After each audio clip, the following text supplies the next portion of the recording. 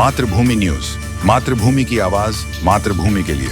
દેવભૂમિ દ્વારકા જિલ્લાનો દરિયાકાંઠો લીલા અને ઓલિવ રીડલી કાચબા માટે એક મહત્વપૂર્ણ પ્રજનન સ્થળ તરીકે ઉભરી આવ્યો છે। 23મે વિશ્વ કાચબા દિવસ નિમિત્તે પ્રકાશિત થયેલી માહિતી અનુસાર ઓખામડી અને નાવદરા ખાતેના કાચબા ઉછેર કેન્દ્રો દ્વારા કાચબાના સંરક્ષણમાં નોંધપાત્ર પ્રગતિ કરવામાં આવી છે। 2012 થી 25 દરમિયાન ઓખામડી કેન્દ્રમાંથી અંદાજિત 80,000 કાચબા ઉછેરીને સમુદ્રમાં છોડવામાં આવ્યા છે। વન વિભાગનો staff range forest officer Shri Nilesh બેલાના નેતૃત્વ હેઠળ કાચબાના ઈંડા એકત્રિત કરીને હેચરીમાં સુરક્ષિત રીતે ઉછેરે છે। આ પહેલથી દરિયાઈ કાચબાઓની પ્રજાતિઓના સંરક્ષણમાં મોટો ફાળો મળી રહ્યો છે।